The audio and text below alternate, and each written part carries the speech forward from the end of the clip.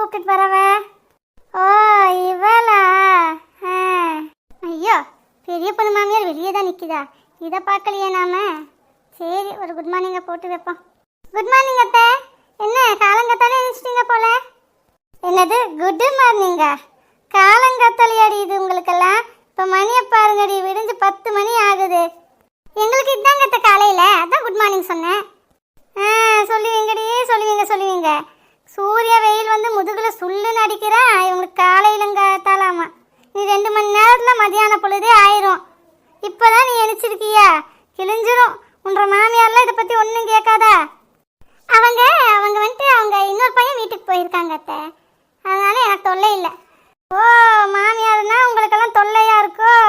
வேற எங்கேயாவது இருந்தால் தொல்லை இல்லைன்னு சொல்லி இருக்கிறீங்க.